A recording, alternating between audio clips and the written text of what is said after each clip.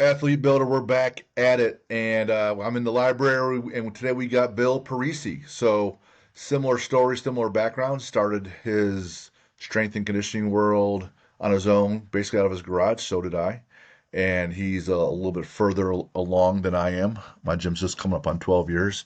He's been in the business since early 90s, and so just some perspective for all our listeners out there. So some numbers just to get a little familiar with Bill. Another All-American, two-time All-American thrower. We had Zach Riley on. He was shot and discus. Now we have a javelin thrower, but he hails from the East Coast and from New Jersey. Went to Iona, and by the time he's done, everything's all said and done, he's staring down the Olympics and trials. So he made it pretty darn far in his world, and then from there went on to Florida as a GA there, and was working with other athletes, and then not much longer starts his business, Parisi Speed School, which has been by all metrics outstanding.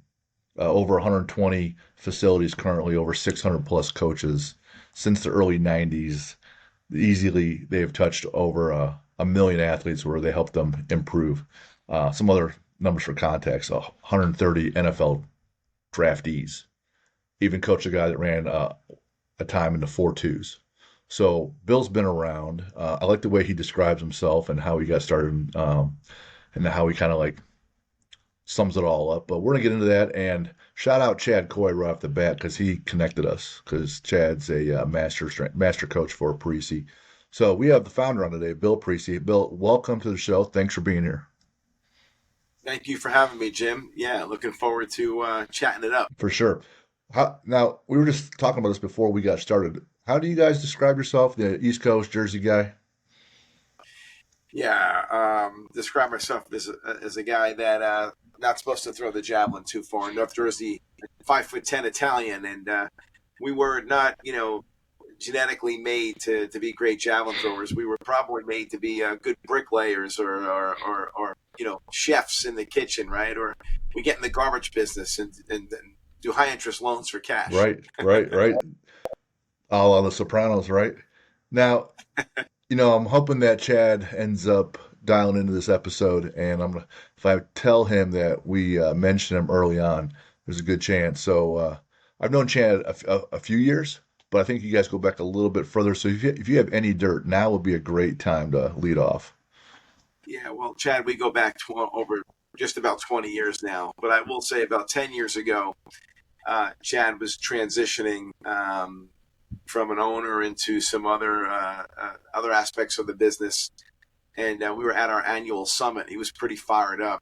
Uh, we had our annual summit that year at Disney World, Wide World of Hmm. Sports. And we put a big flag football tournament together amongst all the Parisi facilities around the country. And we had teams and coaches were on different teams. Chad was on my team. And it was flag. I don't know if Chad got the memo that it was flag, but Chad was lighting people up to a point he was pissing people off. And he continues to say to this day, he was just, following the rules of offensive line play in flag football. So we still bust him about that, but it was a lot of fun. It says one thing about Chad. The man is Hmm. intense. The man is all about the competitiveness, and he's all about winning. So that's why we love having Chad. I'm very fortunate to have him as a full-time team member of the Parisi corporate organization, and he runs our whole business development side for us. Nice. You know, not all of our listeners have really seen him, I don't think, or can really understand him. I love how his traps go from his ears to his shoulders all the way Like to the outside. like Herschel Right, Walker. Herschel Yeah, Walker, yeah, exactly. And he's about my height. I'm just under 6'3". He's maybe 6 foot, 6'1", 240 pounds, and he is just dense, right? Dense, yeah. dense person, and coming straight at you. And you're right, he's intense, and it's as you know in the speed school, force equals mass times acceleration, and he's bringing all that force and intensity. So I can absolutely Oh see wow. that. Yeah, you're right. You said I'm Italian from New Jersey. I'm 5'10", and most throwers they're what 6'4", 6'6", long Yeah. levers. long levers. Yeah, yeah. I had to defy the odds, and the javelin throw is to do it well. I had good fortunes.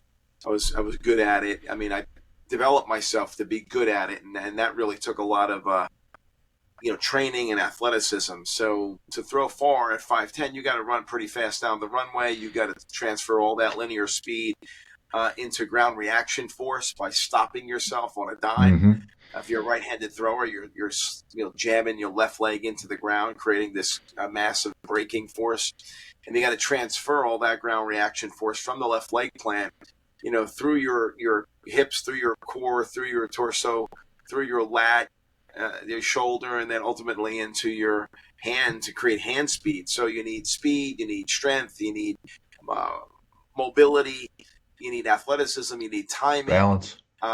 all these, balance. Yeah, you need all these attributes that it's what I studied, for myself for a good part of 10 years of my life. Was going to clinics and seminars at 17, 18, 19, 20, which led me to go to Finland when I was 20 years old to go and compete and train with some of the greatest athletes in the world. And then I started going to seminars and educational events around the world, when I was an undergraduate athlete. So Mm. I was in audiences with other strength coaches back in the late 80s. I went to a seminar with the head strength coach of the New York Giants. He hosted a seminar. Angel Spazov was there. Angel Spazov was the head Bulgarian Olympic lifting coach. The Bulgarians used to win all the Olympic medals back in the 80s in Olympic lifting. And they probably knew how to facilitate or use drugs better than anybody else back then, but they were great technicians. So going to these seminars, going to these clinics as an undergraduate athlete and applying them to my own training really was the foundation that the Parisi Speed School was built off of. Gotcha. Would it be safe to say that your education level was a bit higher as an undergrad than other athletes and also other strength coaches that you were around? Yeah, I mean, because I was applying functional training, back in the 80s and 90s for my sport, and I just saw, hey, this makes a lot of sense. I remember when Penn State, they were doing one set to failure, they were doing high intensity, hit training, where the industry's really come around.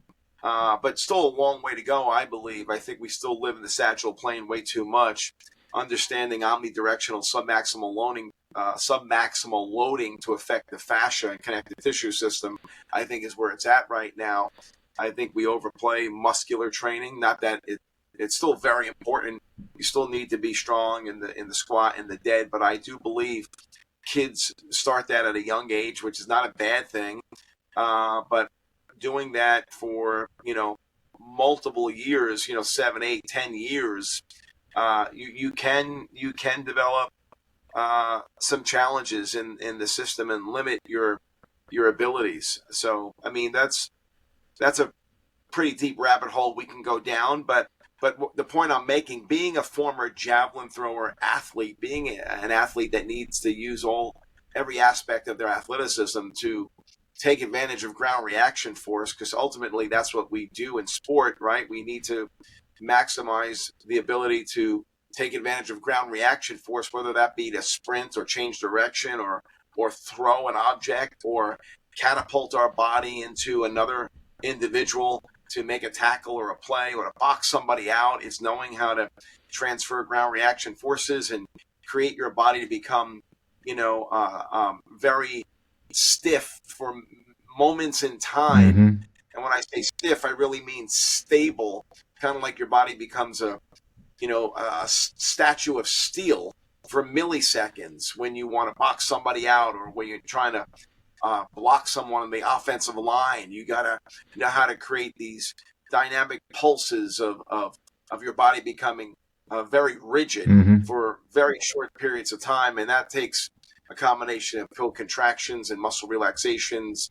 And it's an interesting form of athleticism that I've done a fairly deep dive into to really enhance performance and create higher injury resiliency. So many, and I make a lot of mistakes like everybody else does. And when you're earlier in your career and younger, I'm making more. And with building speed, it's easy to forget that you still got to stop. When you're running down to make a tackle, you might have to stop and then turn left or turn right or at an angle. And so the deceleration is critical too. And if you don't build that component, tears are coming everywhere, and we had Dr. Klutwijk on. He's the knee doctor for seems like every athlete in the Midwest, but specifically the Colts. And he's talking about injury rates, and there's a lot of travel sports, there's a lot of activity, and the strength isn't there for the muscles, the tendons, the ligaments, and then we have a lot more ACL tears, and it's not running straight. It's all the change of direction, and it's going to take a toll, and the body has to be prepared for it. Yeah, and I think what's interesting is, defining strength, right? There's the absolute strength, there's the strength of the tendon, the ligaments, because those things can improve their strength. They actually can improve their size. Mm. There's research out there that shows, preseason female soccer players, the thickness of the ligament, the ACL ligament, it actually thickens with training. So it's not only traditional strength, but obviously eccentric strength, but really the timing of the ability to co-contract, and that's more of a bottoms up approach or dynamic systems approach, as Nikolai Bernstein from the late Soviet Union, and the concepts of teaching your body to be more responsive in the unpredictable environment of sport. And I feel that's the missing element with most training programs today is um, training is way too predictable Hmm. in terms of, so it doesn't really prepare you for the unpredictable. So there's ways to develop the neurology and the fascia, and to me that's the missing element. It's neurology and fascia. Now fascia is highly neurologic, where it has 8 times more the proprioceptors than muscle, and utilizing this sensory organ, which is considered, it's now deemed the largest sensory organ in the body, larger than the skin. This highly neurological, proprioceptive rich system is a big player in injury resiliency and facilitating protective aspects of our athleticism. So I really feel um, it's something that is the next really big frontier to training. We hosted a summit with prior podcast guests at my facility this summer, and Dr. Klutwijk brought one of his sports athletic trainers, and she had a real nice drill with people. So the guy's like in this bull ring, and he has to go to these different numbers based on where the ball is thrown. So he has to watch the ball and then react. And then she's behind him, so he can't see her. Then he has to react again. And then we changed it to different noises or sounds. So he has to connect those dots as well. You can see the athlete thinking, and when you're running down to make a tackle, there's thinking. You're looking at all these different angles on a kickoff. Where's everybody else at? Where could the person go? Where's the boundary? Is he decelerating or accelerating? What's going on? So you're making these decisions all the time. And then basketball, same deal. You're running down. Are you going to be able to block the shot, cut off the pass, stop the dribble, whatever? And so the neurological component is obviously a critical factor because that's what sport is. It's rarely just static like in powerlifting, where it's just Yeah, down and up. Everything else, there's so much motion and movement involved that their neurological component is a huge piece, and it's easily overlooked. But also, once you start to get into it, pretty fun to evolve. yeah, yeah. I mean, so the neurology obviously is a huge component, and then you've got the connective tissue, the cellophane wrapping that wraps every muscle cell and groups of muscle cells and entire muscles. Talking about the endo, epi, and perimyosin. This wrapping is cellophane, kind of fascia, collagen, and ground substance, with proteoglycans, glycosaminoglycans, hyaluron, that make up this mixture of kind of wet cement in our body that has rebar in it that really gives our muscles its integrity, because muscle without fascia is chopped meat, muscle without fascia is pulled pork. And understanding how to train that fascia tissue is really the difference between a farm kid and a city kid. If you had two wrestlers and one grew up on the farm, one grew up in the city lifting weights in the gym, and one grew up, baling hay and working on the farm, the odds are, and if they were the same weight and same technical aptitude, the odds are the farm kid's gonna win. Most people bet on the farm kid. He's got that farm boy strength. He's got that kind of that mason grip, when you grip a mason's hand or Mm-hmm. construction worker. Just something different about him. And now we know what's different about him is their whole life they loaded their system omnidirectional with some maximal loads. They didn't like live in that sagittal plane, squat, dead, bench. Right. They did lots of other movements, and now we know those movements facilitate this quote unquote cellophane wrapping, to give your body more structural integrity. It's no different than why you wear a weight belt or why you wear knee wraps when you might want to get a bigger squat, or what have you. It's to create more compression and tension, and that's what, when you train fascia correctly, that's what it does to the body. And so it's a big element of training that I think is really powerful. We just had another testimonial to that. I think it was 2 weeks ago. We had Jeremy Hartman with Hartman Strength and Speed. So he's national champ in powerlifting and competed internationally, and he trains a lot of student athletes now. But I asked him, how long you've been lifting, and what gave you your edge. He goes, it was pure luck, pure luck. I'm in sixth grade. My buddy is a sixth grader. His older brother would train with his dad in the garage, and so then my sixth grade buddy would train also, and then I would go down there with him. And so I go, what would you guys do? He goes, well, this guy, he made his own sleds. And so for sixth, seventh, and eighth grade, we did a lot of sleds, a lot of sandbags, a lot of carries, a lot of hauling stuff. Up and down, side to side, just hauling stuff. He called it farm boy strength, just like you said. He said, so when I get to, high school and they introduced the barbell, it was really pretty easy. It was really pretty easy. Everyone thought I was just gifted. I had just done these years with this guy down the street with his two kids. Two kids now are wrestling coaches at University of Iowa, so they're pretty decent. And so, if anyone knows Iowa and wrestling, the history is outstanding. Um, well, I had a question more specifically. I'm looking at your history and your timeline. You go right out of school and into like working with athletes, and you're even studying it in school. I didn't know where I was partying on some weekends, and I changed my major a few times in school. Like, how did you know, or come to the realization early on that, I want to work in this world and I'm going to go all in, because it's hard to understand who you are at such a young age, let alone what you want to be. But it seemed pretty crystal clear that, hey, you know what? This is the world I'm going to work in, and I'm all in on it. Well, I was all in at a really young age, and my biggest defeat became my biggest opportunity. So I was an undersized, high school football player, played offensive line at 5'10", 180, and Mm, linebacker. mm, And we still did pretty good. I was the MVP of my team. We went to the state finals, and in football. But like early on, the coach said, "Hey, you need to get faster to if you want to, be a good linebacker." And we ran the Delaware wing tee, so the guards pulled and all that stuff. So I wasn't that fast, not great genetically.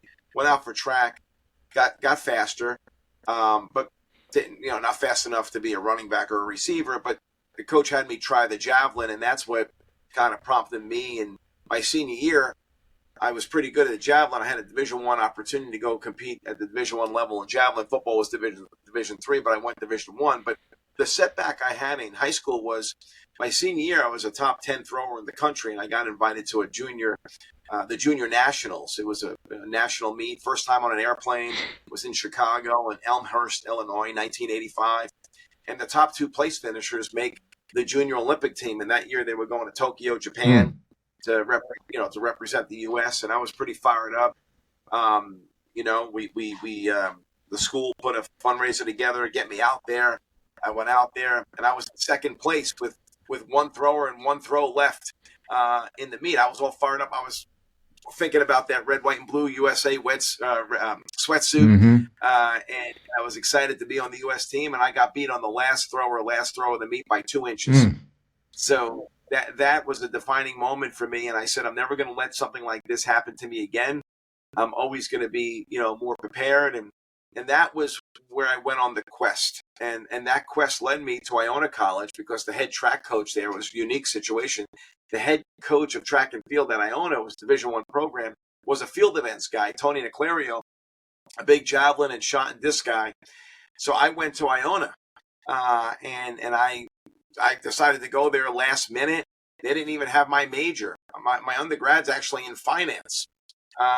So I went there and learned a ton from Tony. It was great. And that's where I went to Finland for a summer, and I went to all these clinics, and he was a nationally acclaimed coach and got right into it. I actually took over the Iona College weight room. I redid it for them, and I was just all in at a young age. And then went on to, compete and was a 2-time Division I All-American my senior year. Unfortunately, I blew out my ankle.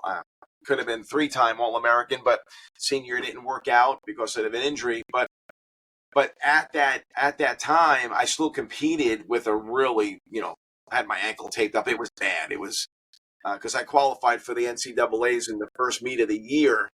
But anyway, the meet ended, and the winner there, Tom Puskis, who was an American record holder, went to multiple Olympics. He was a University of Florida athlete. In my senior year, my ankle all taped up at the NCAAs. I didn't make the finals because it was just a bad meet, and I was injured. I said, I want to move down and train with you and come down to Florida and work and train. I'm not giving up yet. So that's how it started. I went down to Florida. It was Steve Spurrier's first year of coaching. Just left Duke, and I cold called Steve Spurrier and asked for to be a GA for the football and track teams. He said no at first, but I persisted and eventually got that opportunity the spring semester of that year, and took anatomy, took physiology, took some courses down there, and that's where it kind of all started. But that was sometimes your biggest setback is your biggest opportunity. You don't get better always succeeding, right? You get better when you are challenged, and that challenge really led me to do bigger and better things. So that was an interesting opportunity and learning experience being down there. I was actually awarded the head strength coach as an undergraduate of their track team back in '91. We had 3 Olympic athletes on that team, and it was great to oversee the strength and conditioning for those athletes at the age of, basically I was 22, 23 at that point, and started gaining some great experience at a young age down in Florida. How was a number of questions now, there's plenty of follow-up. How was the decision process for you? Because you're 21, 22 years old and can still throw. Your ankle is going to heal. You're going to be able to have that fixed, and you can still try to qualify, 88, 92 Olympics. There's a time though when you decide, hey, no longer will I go through all the things to compete as an athlete. I'm going to compete through other folks and get them better. There's that transition. So how did you make peace with that? How did that come about? That's a great question, because I hurt my ankle in '90, and we didn't have the imaging equipment that we have today, and it actually to this day it never truly healed. And basically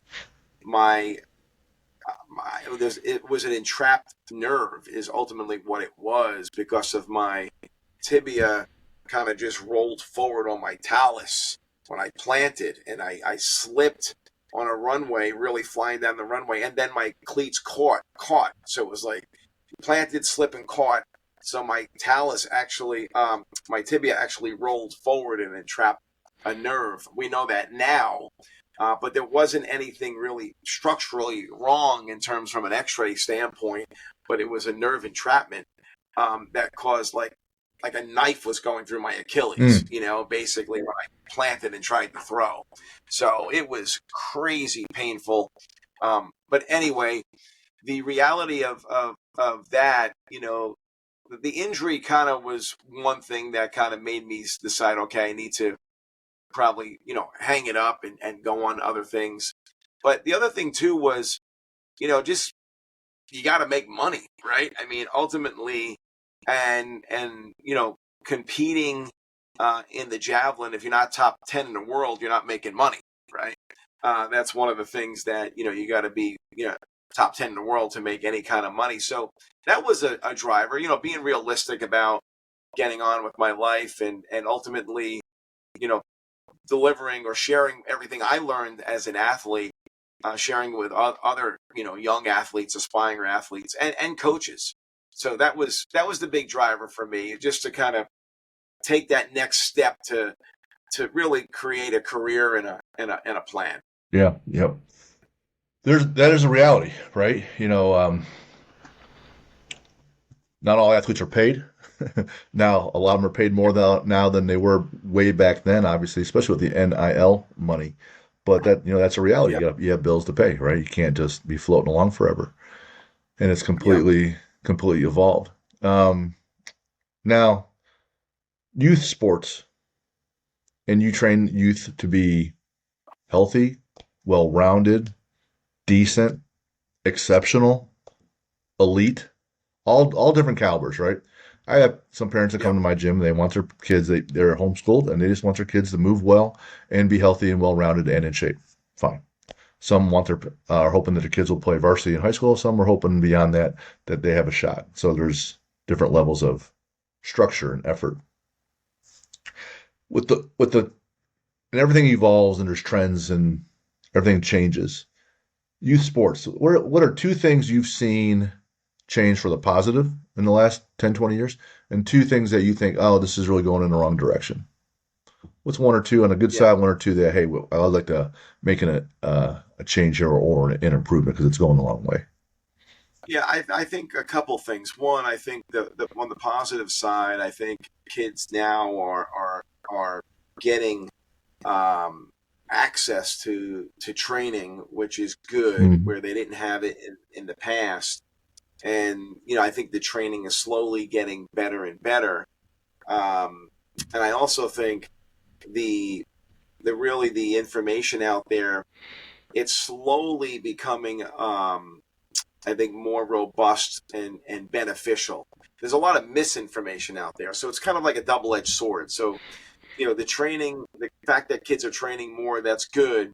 But in some ways, it might not be good, because I think a lot of injuries occur in the weight room. I think a lot of injuries occur with kids actually training incorrectly. Mm-hmm. Um, I worked, closely with guys like Stuart McGill and really understanding uh, the risks that kids have with poor lifting mechanics. And I don't think a lot of people truly understand really dialed in, squat technique, hip hinging mechanics.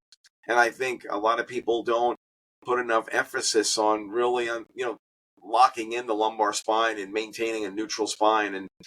And I think it's an epidemic in high school weight rooms where injuries are occurring every single day, where they don't even know it, where they're slowly delaminating that annulus fibrosis, that collagenous network the around the vertebrae, between the vertebrae, that encompasses the nucleus pulposus of the disc, the lumbar discs. And I feel that just so many kids are putting undue stress in that area that eventually catches up to them over time. So I think the fact that we are training more and getting instruction is great, but I also think the downside is, you know, that we could be doing more damage than we think we understand. That we even know when we're doing these things, and that's the challenge. The best ability is availability. At the end of the day, I mean, I've heard of a lot of different horror stories where kids are out for the season, or they're out, for a couple weeks because they're injured, and it maps back to the weight room in different capacities. And some people don't even realize that it's mapped back to the weight room. But it shows up because that when they made that diving catch, or they were out there blocking, that was the straw that broke the camel's back. That was the final piece of collagen that just ripped open in the lumbar spine at that point in time. But that was getting weakened for the last 6 months through undue stress on that collagenous network. I mean, always think about training muscles and getting the leg strong and lifting and getting stronger. Well, how about the connective tissues? Are we going to sacrifice the strength of connective tissues to get muscles strong? That doesn't make sense, but that happens a lot. Mm-hmm. That happens a lot with strength training, where people sacrifice the integrity of the connective tissues to get muscle strong, and we're not addressing connective tissues. We're not focused on connective tissues, and we have to be, because that's really the separator. You know, when you look at real dynamic athleticism, you know, you look at natural burners, you know, they don't tend to carry a lot of muscle for the most part. When you look at your wide receivers and defensive backs, you know, your cheetahs, you know, those guys are more tendon and connective tissue driven.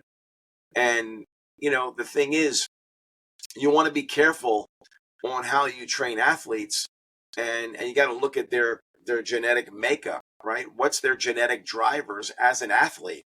Are they a muscle-driven athlete, or are they more of a connective tissue-driven athlete? So your tight ends and linebackers and fullbacks are more muscle-driven athletes, and your wide receivers and your defensive backs are more your cheetahs, you know, more your connective tissue-driven athletes. And, you know, obviously, you know, all systems are in play in all athletes. Everyone is leveraging connective tissues. Everyone's leveraging muscle tissue. But when you look at, you know, you look at athletes out there, you look at the greatest football player, one of the greatest, the Colorado defensive back, his name, wide receiver, slipped my mind.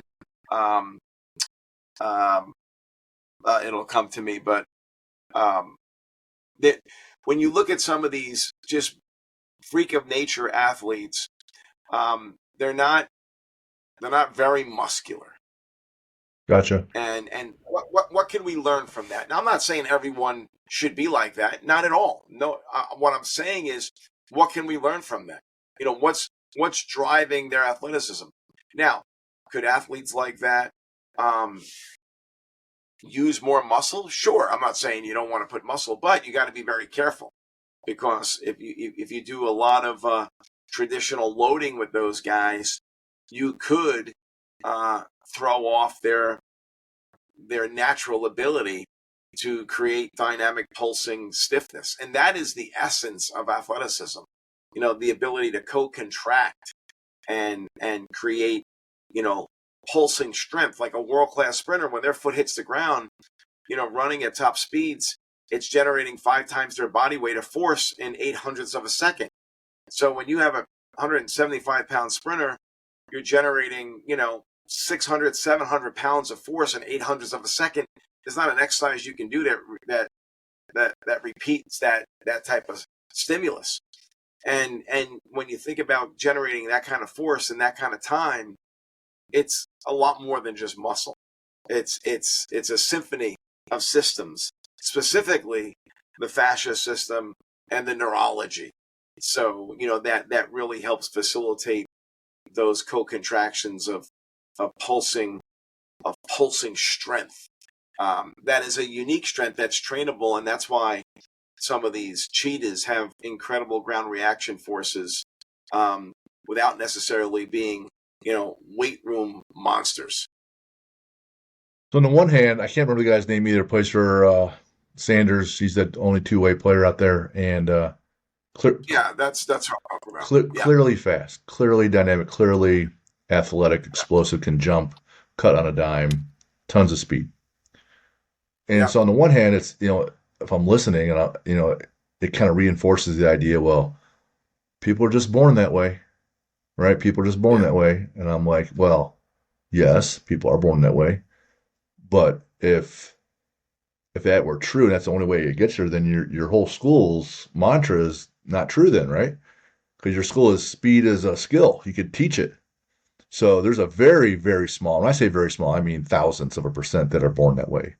But for everybody else, Yeah, they can get stronger, they can get faster, they can build the fascia, and they can build up their overall muscle strength and ligament and tendon strength. So there's still the way to, and then there's a mindset that goes along with it, the knowledge of how to play. Like Luke Kuechly wasn't maybe the yeah. fastest, but one of the smartest linebackers out there, always in position. So what I want to, there is hope of building athletes, not just being born that way. Yeah, the name it's Travis Hunter. I couldn't think of his name. That's right. Uh, the the two-way player for Colorado, which everybody who follows football knows who he is. But the point is, I remember I have a son that he plays college football. He played for Don Bosco. Now he's at Delaware. We competed at a pretty high level 7-on-7 tournament at IMG when he was in high school, and Travis Hunter was at that tournament, and I saw him very close up. And obviously, he stood out back then. I think he was probably going into his senior year, or even maybe going into his junior. Maybe going into his junior year. It was a while ago. And yeah, I mean, just obviously gifted and different, but you can just see how lean he was, right? I mean, extremely lean. Um, but really able to generate this strength, right? I mean, it's like playing against wiry basketball players that are boxing you out, and you look at them and like, how is this guy so strong underneath the basket? Mm-hmm. You know, Right. and he's not a guy that's squatting 400 pounds or 500 pounds. He's not bench pressing a lot of weight, but he's got this unique strength about him, and that's because he knows how to use his neurology to create co-contractions of muscle pulsing stability, right? Um, and to me that's trainable. You're right. Right. That there is that's what the hope is. There you can learn it, you can teach it, and you can absorb it and apply it. What your coaches are doing all the time. And take someone to the combine. I don't care how good you are and run a 4.2 without any kind of training. Like without any training at all, you're just going to lean forward and go in a 2 point stance. Probably not. Right. So there is shin angle. There's a lot of things that go on there to maximize because 4 seconds is over pretty quick. You got to be Yeah, everything's got to be dialed in there. Um, yeah, I get accused a lot. People say, "Well, Jim, you just love strength all the time." I go, strength helps build speed, and speed helps building strength. And athletes need typically all of it. They need to build some, depending on the athlete's yeah. job. Sometimes you need some muscle on your body just to be able to absorb the hit, right? Just No doubt. just to help insulate your body. But talk about how speed builds strength and strength builds speed and how they're um for I don't know spouses in the body. Yeah, yeah.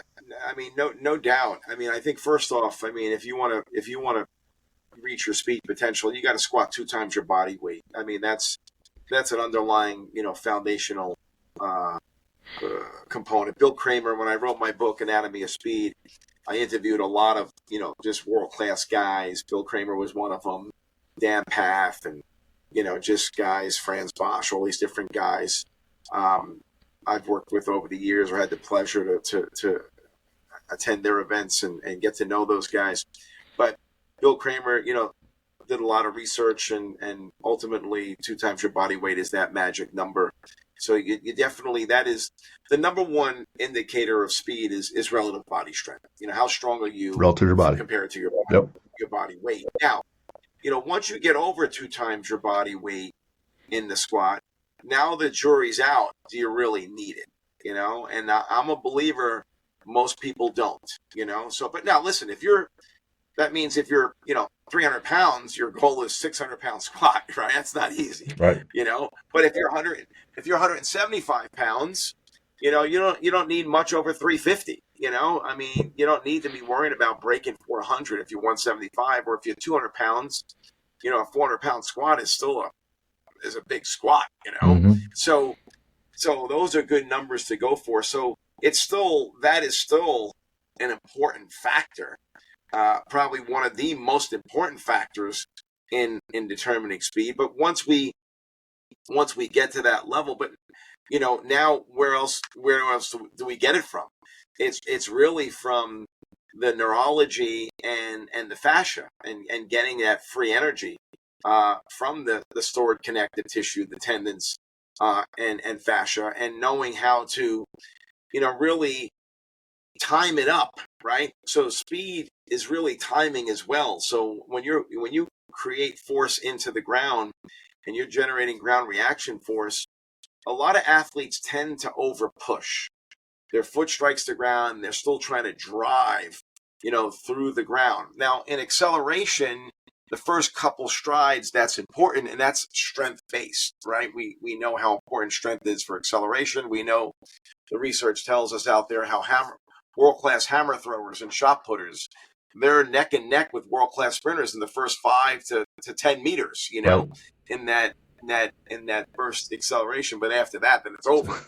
Um, It is. and the elastic energy takes over after that, and then once that foot hits the ground after the acceleration phase, now it's when it hits the ground just becoming a stiff pogo stick and bouncing off the ground, not so much trying to push through the ground. Like that's the last thing you want to do, and a lot of injuries can occur because of that. Kids tend to overstride, get anterior pelvic hip dump. They get too much of a sway. The backside mechanics really causes athletes to overstride, overextend, and a whole host of issues come about when athletes just have the wrong mindset and they overpush. But I see that as the biggest mistake. Athletes are over pushing, over driving in that transitional phase out of acceleration into top speed. Gotcha. Yeah, people don't realize the power, especially like Olympic weightlifters. But you'll see those guys; their vertical jumps are enormous. And Yeah, same thing with powerlifters too. They're great right out of the blocks if they know just a few things. But like you said, that is absolutely where it ends. And a lot of those guys, they don't want to run more than 10 meters. yeah, and and and the rate of force development, the concept around what velocity based training does from that intent and that neural drive, just the neurology of the brain, the thought process, the competitive nature of lifting for speed, is a game changer. And so it's not absolute strength is one thing, but how fast can we generate that strength? And that's where the rate of force development and velocity based training is really a game changer for athletes, because the research really tells us it's that intent. It all comes down to intent and the ability to really contract and fire and take advantage of that neurology. And I think that, to me, when you talk about the big things, I think that is the next big thing that I think more and more high school weight rooms and young athletes, once they get exposed to, is going to really raise the ceiling for a lot of athletes in their future. Diving into VBT and really understanding and owning it with good mechanics. I think that's a game changer. And I don't, more and more athletes are using VBT, and it's still new to the younger population. But I think it's a really big game changer. you know, like anyone else, there's tendencies. Coaches have a tendency to they want to run the ball, they want to throw the ball, or the pitchers are always throwing fastballs, not that many change ups or breaking balls. People have these tendencies, and coaches are guilty of it as well, even strength coaches. And you'll find some, hey, well, I want my guy super strong, and I have other coaches that I talk to. It's all VBT, it's all velocity based training all the time. They don't want to raise the absolute strength number, and it galls me that people just hang their hat on one thing. So even when I'm Yes. talking with Tom Barry, who took over for Louis Simmons out at Westside, a powerlifting gym, and people had this misconception that Louis was all about absolute strength only. And he's talking about athletes. He's like, no, you got to have the speed strength to go along with that. So my argument has always simply been, if you need to be a certain level of absolute strength, get there. If you need to be a certain level of speed strength, get there also, and a certain level of size to play your position. Like, what does everybody else look like on the field the last 50 years at your position? You should look similar to that. It's not going to be all just one thing, and you're talking about the stiffness of your connective tissue. Well, you have to work on that as well, right? So I think where coaches make big mistakes is they'll say, well, there's only one way. It's my way. It's this philosophy that I have, and this is all we're doing. And I'm like, well, how could that be just one way? There's just one component does all the work. All the components are critical. Everything matters. Yeah, I couldn't agree more. And I feel, when you have that mindset, it makes programming more difficult. Yes. Um, you have to put more thought. It's definitely not a linear mentality.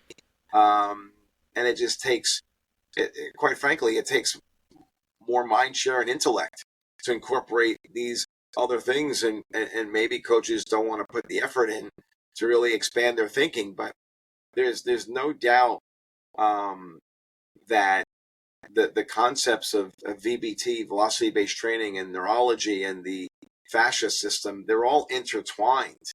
And if you're not looking at these areas of training, omnidirectional, submaximal loading, types of training along with speed of movement, you're completely missing the boat. And I think you're doing a disservice to your athletes. And I think you're doing a disservice to yourself. I mean, there's so much more we don't know than we do know about this industry and about training and about uh, changing the organism and how we manage stress to it, how we manage the different loads. There's a lot still to be learned out there. And you got to be on this constant quest. I'm on a constant quest. I mean, I'm connected with a lot of very highly acclaimed individuals like a Keith Barr, who's done an extensive amount of research in connective tissue and tendons and ligaments out of UC Davis. Robert Schleip, a German scientist in connective tissue and fascia. He's probably top 3 published scientist in connective tissues. This guy's like Stuart McGill, who's done a tremendous amount of research in core stability in the spine, and all these, Peter Weyand out of SMU, who's started his research on speed development back at Harvard back in 2000, and then Ken Clark, who's another top researcher who got his PhD out of SMU because Peter left Harvard to go to SMU, and he's put out a ton of research. So I look at all these guys, all their research, and I've actually pieced different studies together to come up with my own conclusions. So there's research that Stuart McGill has, Peter Weyand, Keith Barr, all these top researchers from different universities, Waterloo University in Canada, Harvard University, SMU, UC Davis, connecting connective tissues, connecting neurology, fascia, and come up to my own conclusion on how to really optimize and develop speed. So it's not one viewpoint, it's not one system, it's not one researcher, it's multiple researchers and putting together a puzzle of their research. I actually linked it together, so it was kind of cool because I had a couple of them on a call together. Some of them didn't even know each other or knew of each other's research, and it was kind of cool having those conversations and piecing things together. So every coach should be on that quest to kind of find that ultimate solution, which ultimately you'll never find, because there's never perfection, right? There's no such thing as perfection in anything. But the pursuit of perfection, right? That's mastery, right? The pursuit of mastery. You never truly master anything. It's the constant, never-ending pursuit of mastery and pursuit of perfection. And that's what drives me every day. It's always searching and not changing my philosophy or changing my paradigms, but how do I adjust? How do I grow and learn more to add to my belief systems? And if something's challenged my belief systems, that's good. Let me see why I might be challenged. Let me see why I could, look at things maybe a little bit differently, and then make those adjustments accordingly. But having that mindset, I will say this. It's been a pleasure because the last couple months I had the pleasure to go and lecture for UConn men's and women's basketball. I was just at the University of Tennessee, did some educational in-service for all their strength and conditioning staff for all sports. University of Delaware did a big in-service for those guys. We're talking to Oregon, talking to LSU. So we're definitely, it's exciting to see some of the most prestigious universities with the top sports teams really, really dive in and want to learn more about some of the things that are really changing the game. I think first and foremost, if you don't have your obvious humility that you seem to have, you're not going to go out and challenge your beliefs or look to learn new things. You're going to be like, hey, I like Jim Windler's 5-3-1 method, and that's the only thing I need. And I'm just going that route, and I'm good to go. If you're constantly humble, then you're open to learning new things because your ego is not on, isn't in jeopardy. Hey, it's okay to be unaware or wrong even because I'm going to learn some more things, add it into my head, and turn out a better product, for the athlete. When you talk about all the different permutations, well, there's just different athletes all on the same field, all the different positions, in which case their body is designed differently and respond or need different things, right? So not only do you need to know what to do for an athlete, but you also it changes per athlete, and that same athlete at 20 is different at 35, and so you got to make some more changes all along the way. And so there's that constant, once you're comfortable and thinking, hey, I got this guy figured out, we're doing fine. And you're like, oh shit, well, it's like I was off on that one a little bit. Gonna have to readjust. One of the things I asked you about on mindset, I want to make sure I say this correctly. So, but essentially was always deliver more than expected. Having talk with Urban Meyer, one of his mantras was everything you do plus two.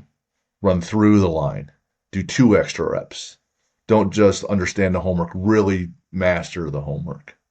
Talk about how that philosophy funnels down from you into your affiliates and your coaches. Yeah, I mean, success is really not that complicated. It's just hard work. Mm. People, it's funny because I've had the good fortunes of working with thousands of coaches over the last 35 plus years, helping coaches, educating them, motivating them, giving them best business practices. I mean, we have a facility in Fair Lawn. It's the only facility in the world. It's been around for 25 years.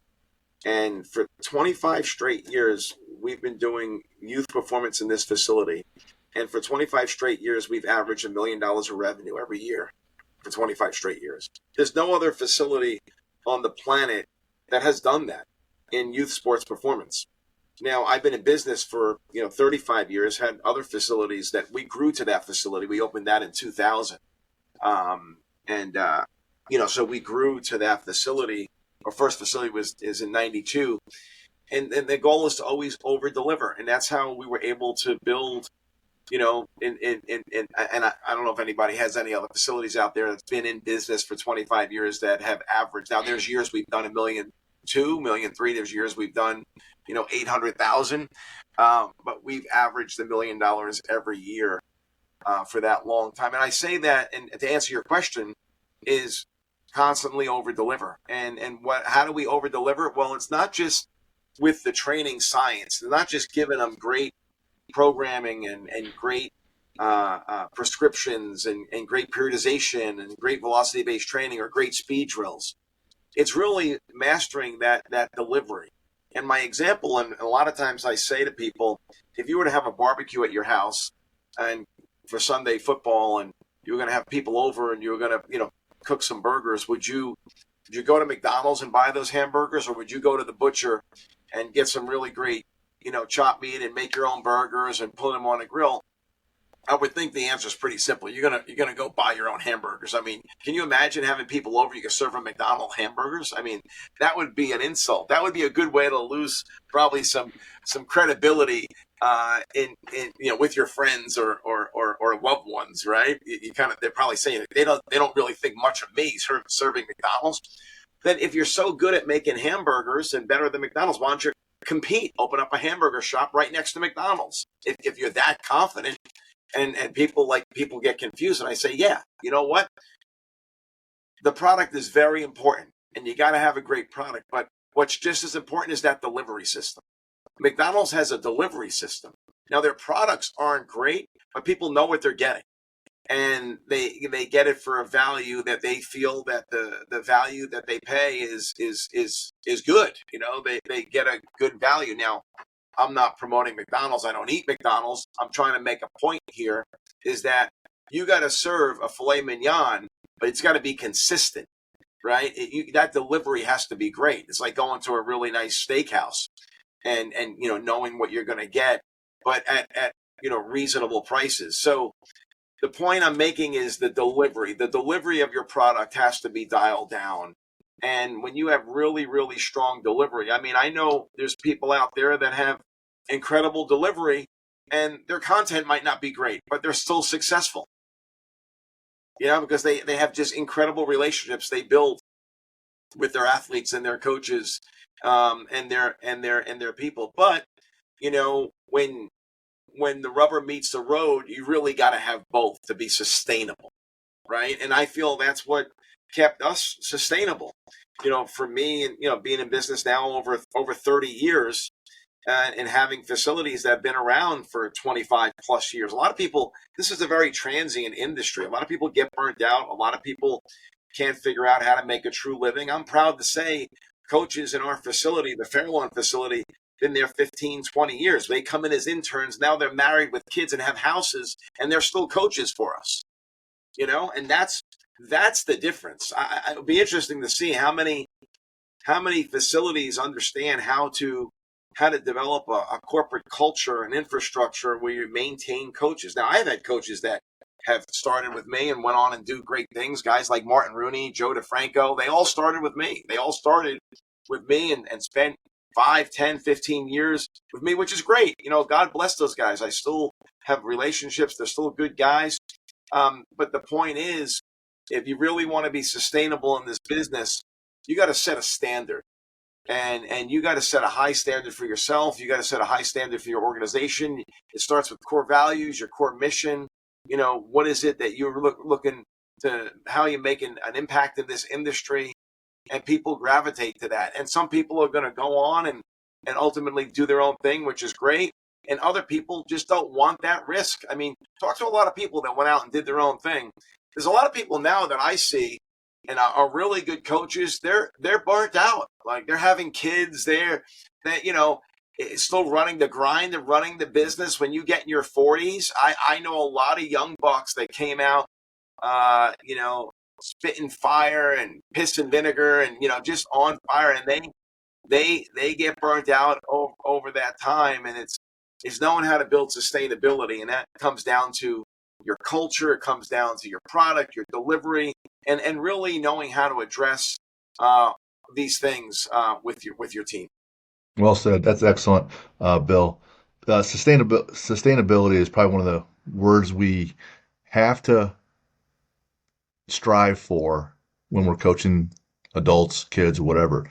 People will talk to me about their nutrition, and they'll say, "What about this carnivore diet or Whole 30 or intermittent fasting?" And we'll say, "Can you keep that up for 30 years? Can you keep that up for a long time?" And they're like, "Well, I want to just lose it real quick." I'm like, "Go somewhere else, man, because you're going to lose it quick, and then it's going to come back on. It always does.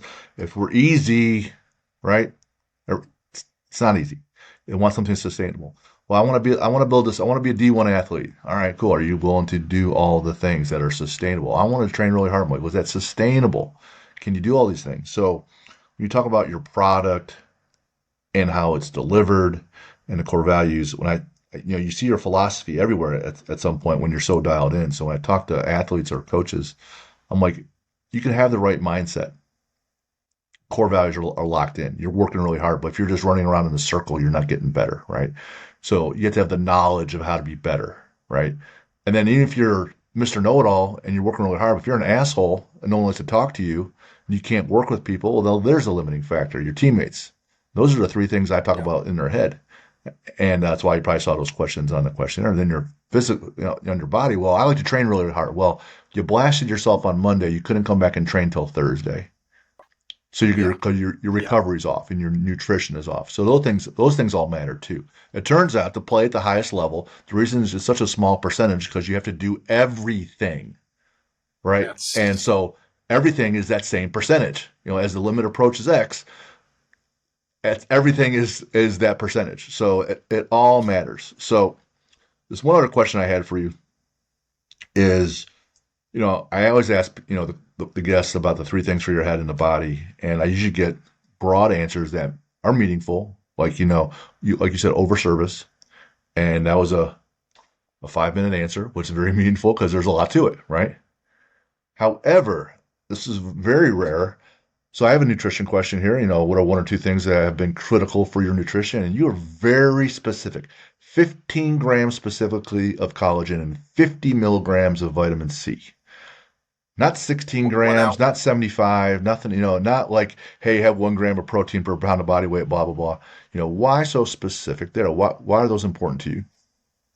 That's just directly from Keith Farr's research, and I've seen patella tendinopathy in NBA player. It's a research study, patella tendinopathy in an NBA player, and how that um, supplementation by ingesting collagen 1 hour before training, specifically different forms of isometric training, uh, but also different forms of tendon connective tissue training. Your body produces more collagen to make your connective tissue stronger. It's called mechanical transduction, and that is facilitated through different forms of resistance training and isometric training. But the science shows that ingestion of collagen and vitamin C combined together 1 hour before training is going to help facilitate, the the anabolic effect. I shouldn't say anabolic, but the spooling of more collagen, because collagen is spooled through fibroblast cells, little spiders that spool collagen, because collagen, it's a non-living, the fascia and connective tissue, for the most part, 90% of it's non-living. It's like hair and nails. It's non-living. It's collagen. It's a protein, right? It's a non-living protein.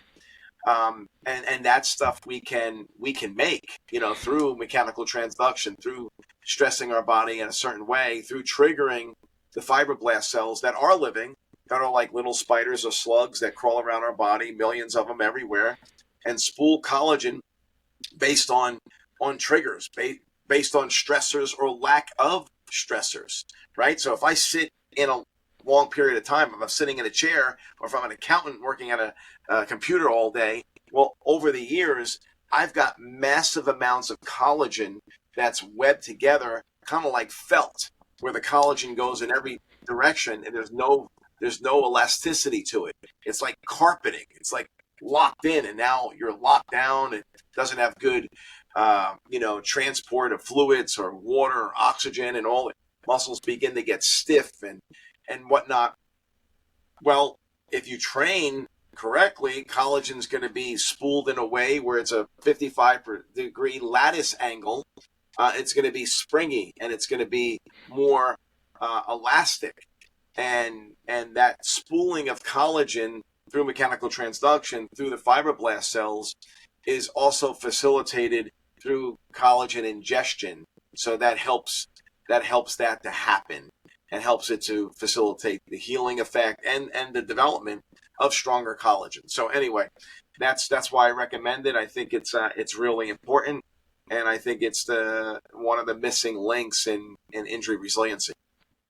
All right, fair enough. I'm sold. I'm gonna start telling my athletes that dosage, and we're gonna work with that. So another Monday night of continuing education, and that's an easy takeaway amongst the others. So that's super easy. So man, I appreciate that. Thanks, Bill. Um, Yeah, for sure. These rapid fire ones. What do you listen to? Nothing. What's your bucket list adventure? Nothing. I'm doing it right now. All right. And then, I know you're a New Jersey guy, Italian, but the Philadelphia, what's your favorite movie? Rocky. Favorite sport and athlete? You said football and Mahomes. I thought you might pick someone older, You're all about your favorite is the current guy, the current buck in the saddle right now.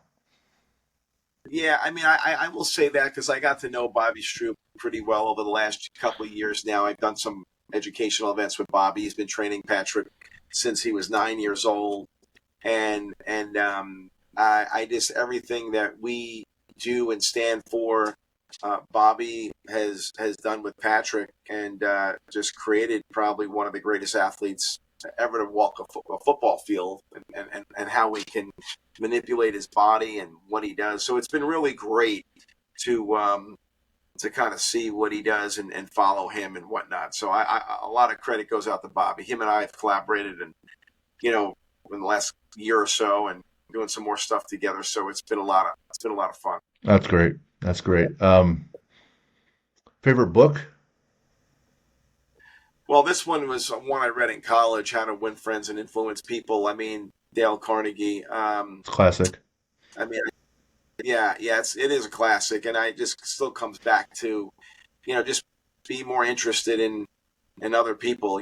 First seek to understand before you try to seek to be understood. True. That way you're giving first and not just Yeah, looking to take. yeah. Favorite superhero? Back to Rocky. Which is your favorite movie? The first one?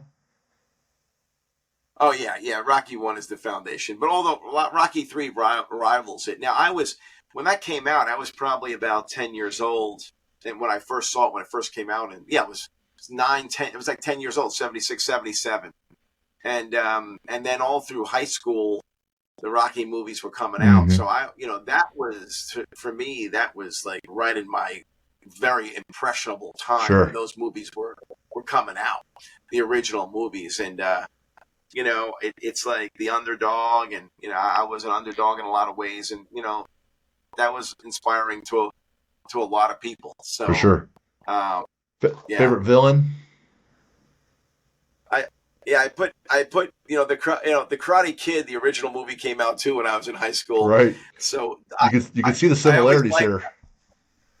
yeah, yeah, I always like Doc Crease, Yeah. and that made a comeback, right, on Right. Netflix, Cobra Kai. So again, I was in high school when those movies came out, Karate Kid, classics, and Doc Crease was always a great villain, uh, Yes. and that was always fun to watch. So those movies were just classics. Sweep the leg, finish him. Yeah, Right.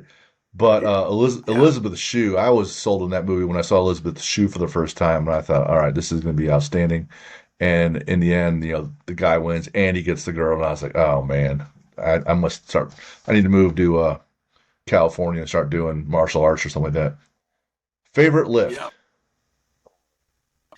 yeah. I put push-ups, and I like because I like training alone in my basement. I like just because I'm always communicating with people, and I'm always out on, always on, Mm-hmm. and just body weight stuff, Viper and tidal tank movements. So I do a lot of fascia related type movements. Viper is a tool. Michel Delcourt, he was a Canadian strength coach about 20 years ago, and working with his hockey athletes. He was a hockey Canadian strength coach, and went up to the hockey coach. How are my guys doing? You got to get them stronger around the puck. It's like, okay, got them stronger, bigger bench, bigger squat, got them stronger in the weight room. How are my guys doing? A few months later, still got to get them stronger around the puck. Who's beating my guys? The farm kids. And that was the invention of the Viper, which is basically a bale of hay you bring into the weight room that doesn't create the mess. So it's a 4 foot steel kind of rubber tube that has come different weights. Phenomenal program. Michelle and I have collaborated on a lot of things. Brilliant, brilliant guy, brilliant mind. Uh, and then tidal tanks is another, water-filled bag that creates perturbations for the system that really allows the body to be more prepared for the unpredictable. Right. So having water inside a bag and you're doing different movements with the water, your body has to naturally self-organize to create stability. It, And that's a component of dynamic systems training theory. your brain's constantly having to assess and decide, make decisions, and then the core to the extremity component with your strengthening your core from all the sloshing around. It's Yeah, outstanding, and the nice thing is it's not a conscious thought. Like, so the right? body's self-organizing. You're not thinking about how to stabilize. Your body's just doing it, and that's what these tools bring to the table. That's to me, that's the big game changer. You know, says favorite way to train is barefoot and alone. And the East Coast guy, it sounds a lot, a little similar to Zach Evanesh. He's always squatting barefoot, and people ask me about that, and I said, it's so you can grip the floor a little bit better. Or some people like the mindset, hey, I'm this Viking out there doing it as well. But there's different components, but there's legit reasons to do it. Some people just simply like it. Um, Yeah, and the feet. Like, listen, you can't be a strong athlete if you have weak hands. You can't be an explosive athlete if you have your weak feet. Weak feet, and if your feet are in shoes all the time, you're always training in shoes or cleats or sneakers. You gotta let your feet splay. You gotta work all those perennial muscles, all those dynamic stabilizers of the lower shank and the foot. And I'm not saying go train your whole session barefoot, but you should do a little part of your warm up barefoot. You should do something barefoot. Not that you have to go and do everything barefoot or squat barefoot, but just gradually, yeah, get some barefoot training in somewhere somehow. True. Favorite quote? Life is a gift. You make it precious. I like it. We're only here once. You're only here once, and gotta go now. Gotta go now. That's why I tell Yeah. people so. Make an impact, legacy, etc. Bill, been great having you on. Learned a lot. Some things I'm gonna have to go back and re-listen to and digest even further. So there's homework. So I appreciate the time. Just stay on here for a few minutes after we hang up. But where can people get a hold of you? Yeah, I mean, our website, parisischool.com is something, but Bill underscore Parisi is my handle on Instagram. Those two things are the best way to connect with me, either through the website or Bill underscore Parisi, and then also at Parisi Speed School is our other handle, and I have some people that are managing that. So that is a good way, and we put a lot of content out, on a weekly basis on those channels. So that's definitely an opportunity to take advantage. And our fascia training academy.com is another website, another organization, education we do in fascia training. Fascia training and application is another one, website that we have. But if you Google fascia training application, fascia training academy, you'll see us come up there. Awesome. Awesome. And like always, for those that are trying to get a hold of us, info at athlete-builder.com. And athlete-builder.com is the website. Both my books are available there now. They're in pre-sale up until Thanksgiving. The Triumphs of Transformation, that's the one I collaborated with the other 30 authors on overcoming adversities. But my main book, Athlete Builder, the blueprint for building champion athletes, that's out there for pre-sale now. So pick up a copy and send it to a coach or a parent of an athlete. Bill, again, thanks for staying for the time today. Thanks for the gift of your knowledge. I really enjoyed it. I'm glad Chad connected us. It was a lot of fun. So let's hang on here for a few minutes, Yeah. but I really appreciate it. Thank you, Jim. Thanks for having me.